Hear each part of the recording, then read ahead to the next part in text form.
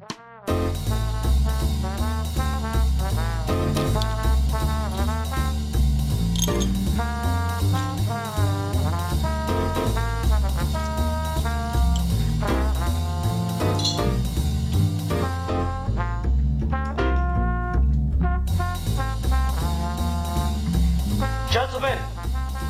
the time has come once again to discuss things.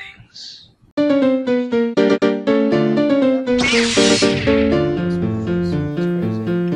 read a little bit here and there with her. I haven't read her, apparently her and Batman made out at some point in the story. In Justice League. And I haven't read that. And that is after he proposes to Catwoman, so I'm like, this is kind of fucked up. Yeah, no thanks. I'm not into that. Well, you want to go ahead and get started then? Let's do it. Alright, hi everyone, welcome to another episode of Geeky Gentleman Comedy Month. I am Sid Partu, aka Ian Harrington. Joining me today is the one and only Steve Baxey. Hello. Steve, of course, being the only reason anyone watches this show. It's awesome. Apparently. Yeah. So Steve is here Steve's back, and you never went anywhere, Steve. I don't know where I'm going with this. Steve, what character are we discussing? Moving on. Today, for Comedy Month, we are talking about Charlie Chaplin's Little Tramp. Yay! Not his tramp stamp, which is a different video. Yes, Charlie Chaplin, creator of the tramp stamp. Okay, so here's a question that I brought up on the Three Stooges video, like midway through. And I think it's more interesting to start with this question on the Tramp. Is the Tramp actually a character, or is it just a bit that Charlie Chaplin did and put into various situations? I think depending on what point in your career he's talking about, the answer changes. Okay. I think The Great Dictator solidifies the Tramp as a character, as opposed to just a bit. All right, that's interesting. Because that's almost such a subversion, though, right? Like at that point, It's so different, and he's using the Tramp for a political statement, as opposed to, which again would seem to solidify it was a bit he did. Like I don't know, can anyone else play the Tramp? No. Not unless they're playing Charlie Chaplin. Yeah, like Downey Jr. did it, but yeah. Yeah. And so it's a really, really weird thing to talk about him as a character then, right? No, I agree. I don't think I think there are tropes and stuff that we've borrowed since and other people can do that the Tramp was sort of, if not invented, made better or made them iconic. But even so... The fact that it was Chaplin added a lot to it. I think the Chaplin movie, it actually gets a lot into what the Tramp was really well. And it sort of explains why it's a very particular historical sort of characterization that you wouldn't want to see anywhere else. Mm-hmm. But yeah, I mean, it depends. Because Chaplin wrote in his autobiography years later that what killed the Tramp was The Great Dictator. That he didn't want to do talking films at all. And then he learned about Hitler and figured he had to do something. So his way of retiring to Tramp, quote unquote, was to make that movie. Yeah, and that creates a. Oh, I'm echoing just a bit, Steve. That creates a really interesting dynamic between the character and the creator, because the Tramp was this wildly successful character in the silent era of films, and I come at this with a very different perspective than you do, because I never watched any of Charlie Chaplin's movies until I really learned about the man's history and who he was. Right. I know the Tramp and Chaplin's film career through just a general interest in film history, whereas you grew up watching the silent films and stuff, right? Yeah, I used to have a ton of old VHSs that collected different bits and stuff, mostly of the Tramp. I don't think any of them were really I don't think any of them were specifically the Tramp, but there was a lot of those, and in retrospect, I realized that's what he was doing for most of them. Mm-hmm. But yeah, I grew up on that in kind of the same way you did with Three Stooges. I used to have quite a bit of that stuff. I think even in chronological order because they were making them in VHS in that way. And it was interesting to see throughout time how that progressed and how you don't really get the social commentary for a long time, and that even Chaplin didn't quite understand why what he was doing was funny until later in his life when he realized what was happening. There's another really famous quote in his biography where he says he didn't know about the Holocaust when he was making The Great Dictator, and he said had he known, he wouldn't have made the movie. That's really interesting. I didn't know that. Like, it seems like that's even more of a reason to make the movie. Yeah, no, I agree. His reasoning was something along the lines of like he's a comedian and he would have no clue how to satirize that. Well, I mean, you don't satirize the Holocaust itself, I think. I agree. I think that movie plays up that fine despite not knowing what the Holocaust was at that point in history. But I mean, he got Chaplin the ghetto. became very, very aware of his. He got the ghettos right, or right enough for the context of the film. Right. And there's a lot of that stuff in The Tramp where like he doesn't entirely know what he's doing and why it's funny until much later in his career, and that a lot of the mannerisms that The Tramp had when he's acting drunk or when he's like in a big fancy party with a bunch of rich people, like these are kinds of things that he gets from his own experience that weren't really intended to be making fun of like industrialization, but very quickly he understood that's what was happening. Mm-hmm. There's a really good, I don't remember which short this is, but there's a really good one where he gets kicked out of town and he has to like walk a road the whole time, and he interacts with a bunch of animals and stuff throughout it. And that one's particularly heartbreaking because the whole idea behind that one historically sort of become that industrialization doesn't leave any room for innocence, and so it has to leave. Yeah, there's that, and then there's like, I remember in modern times there's just he walks into the bathroom to take a piss, and he just like spends a second or two like doing his thing in there, not even going yet, and like his boss comes on a giant monitor or something and starts yelling at him to get back to work. And just that was a big part of the commentary for industrialization in modern times. It surprises me that he wasn't as aware of it, especially with how Modern Times opens, with like all the sheep walking into the slaughterhouse being faded into all the workers going into the factory. Like I can almost not believe that he didn't know what he was doing. Yeah, I mean, it's interesting to see what kind of cultural significance a lot of that would have, but damn, is Modern Times not brilliant. Yeah. But then there's just like the more general silliness of the Tramp that I find really interesting, because he's this very particular guy. He's got like, the walk is very iconic, the mannerisms, all the weird stuff. I think in particular of the buns on the forks thing, like that. Everything about that whole like characteristics of the character create this really like fun and like silly guy that I think only worked in silent film. Because I remember when I was in high school and I took a class that was called This Day in History, and we got to, I think it was the first time Chaplin was in a film. And the teacher played a clip of the Tramp doing like from one random old bit, and all the kids in class just no reaction to it because we're so far removed from that. And someone goes, "Why is this even funny?" And he goes, the teacher goes, "This was like the beginning of film. Like the fact that they're seeing pictures moving is impressive enough, and now you got a guy doing a silly walk on it." And, like, so there's the very particular aspects of the Tramp only worked in the medium in which Chaplin was using it. And I know Chaplin had a huge resistance to ever wanting to do sound. And I think he was aware of how tied to the medium of silent film the character was. Yeah, I mean, because Chaplin's entirely about his physicality. Like, he can deliver dialogue, but he's not that good at it. Mm-hmm. He's really good in The Great Dictator, but like, I mean, if you notice, he doesn't talk all that much in that movie. Oh no, like it's crazy. You know, you get so far into that, and when he is talking, he's doing the gibberish talk. This sauerkraut, like that whole thing. Yeah, but it takes a long time before he has actual dialogue on screen. Yeah.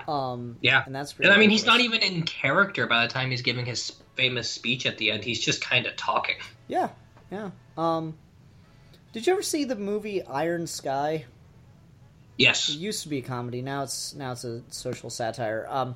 But like there's the Nazi class, because Iron Sky, for those that don't know, is a movie about Nazis who fled to the moon and established a colony that's existed in secret since World War II. But anyway, I'm almost positive you made us review this at some point.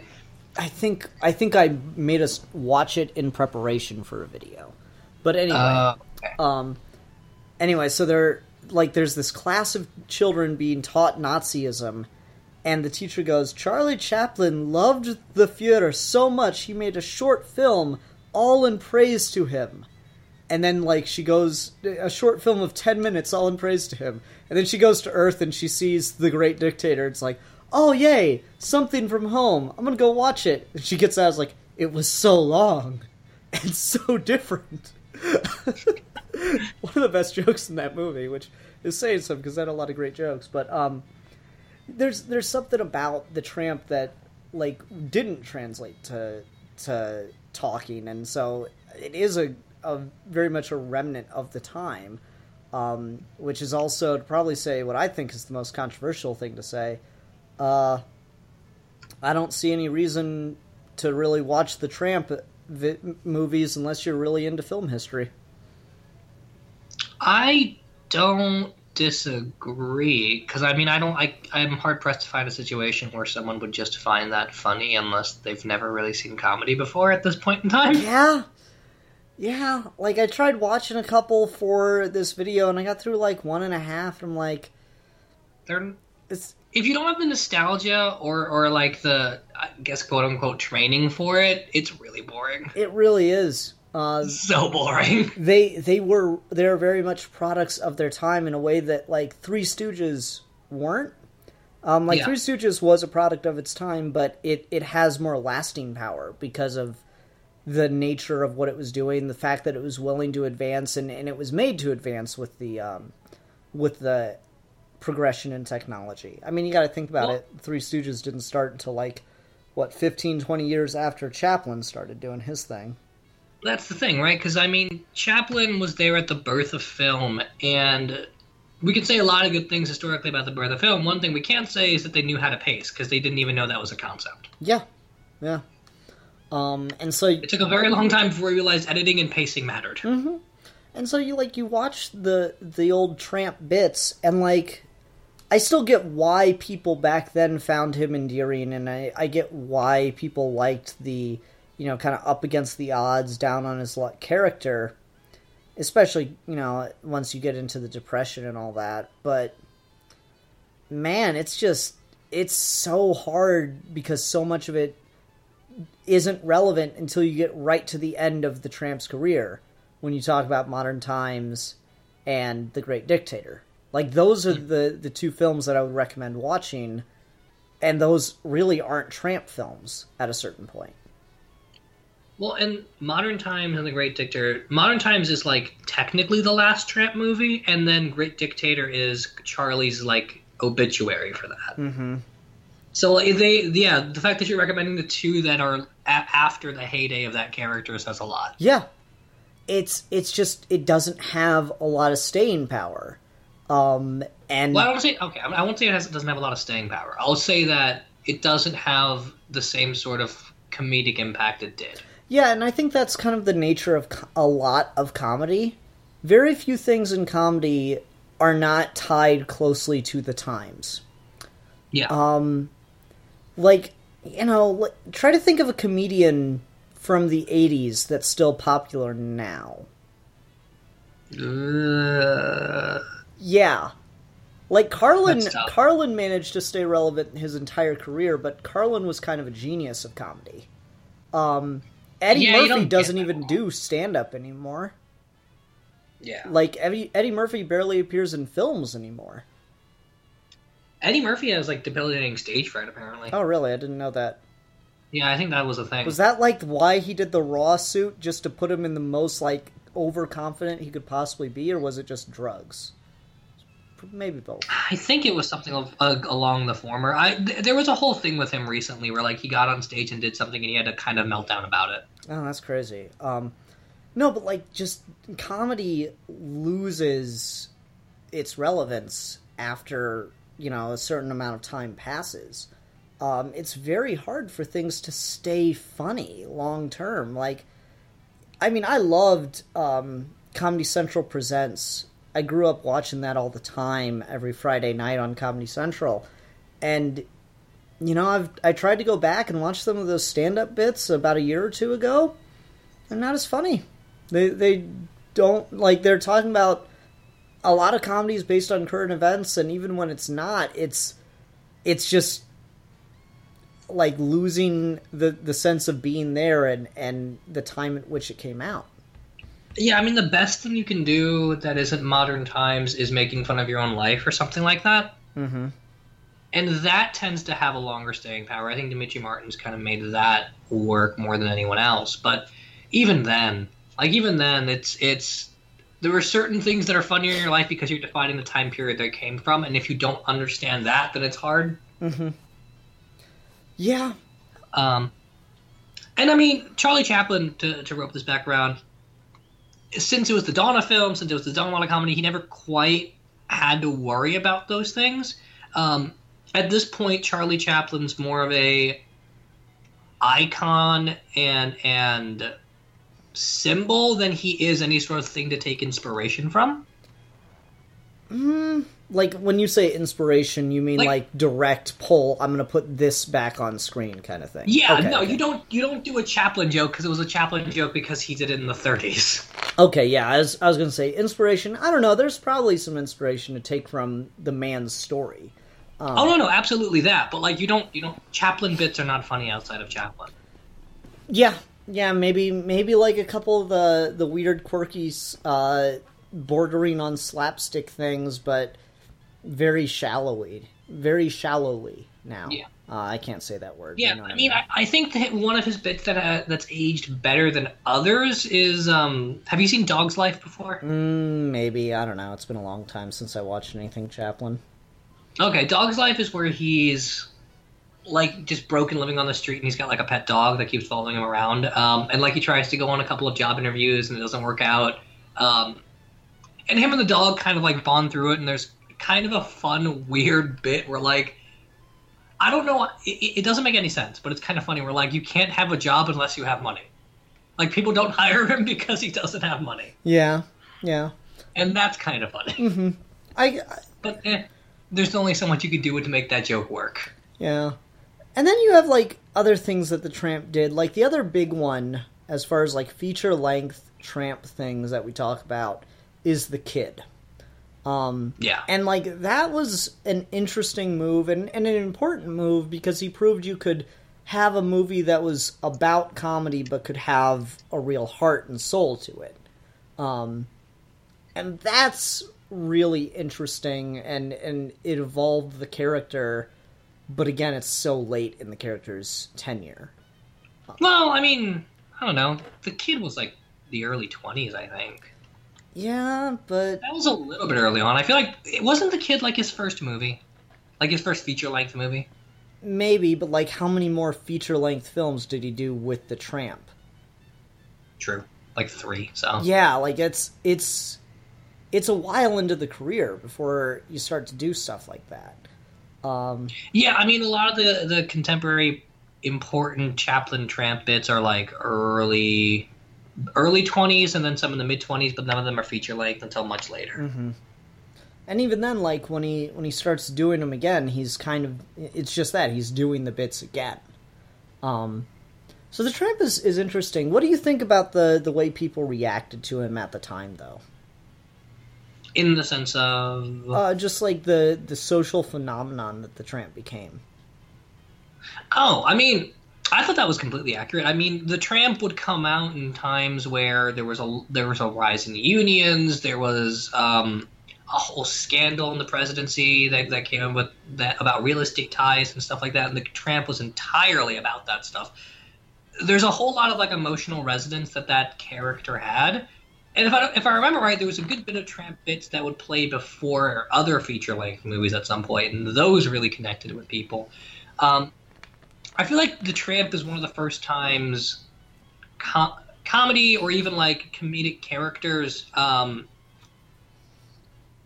were so of their time and spoke so personally that it generated its own sort of like political slant. Mm-hmm. Like comedy, a lot of early comedy is just kind of like jokes. They're very rarely used anything that's like, this is the joke because capitalism is a terrible system or something. Mm-hmm. And the early Tramp stuff is like super leftist at the time when America still had a dominant socialist party. Yeah, it really was, and it's part of what pissed Hoover off so much at Chaplin, right? Yeah. So yeah, it's really interesting to look at the way that the Tramp kind of caught on and became a cultural phenomenon. Like, the only other thing I can think of that really did the same kind of wave in recent decades is like Michael Jordan. You know, like even people that didn't like basketball like Michael Jordan, right? True. Like that. It's just it kind of had that same cultural like impact. Yeah. Now, I can't remember what I was watching, but I remember watching a documentary on Chaplin, and someone pointed out that if you look at caricatures, like political cartoons or paintings or whatever from that era, the upper echelons of society were always painted or drawn with their toes pointing in toward each other, whereas like the working men were portrayed with their feet with heels touching, like the Tramp. Mm-hmm. And that's really, really fascinating that it permeated that deeply that like it almost became a visual shorthand. Yeah. And I think if you look at like a lot of art, you know, for decades and decades, and I think that's permeated till today. We often show characters in stances where their like heels are closer together. Yeah, I mean, Chaplin's whole posture and demeanor, particularly as the Tramp, was there to like play to those weird disruptions in being low class and high class society. So there's a social practice artist back in the day named Adrienne Piper, and one of her like practice art movements was taking a rag stuffed in her mouth that smells terrible and sitting in the back of buses. And it was like a way to sort of literalize what racism was about.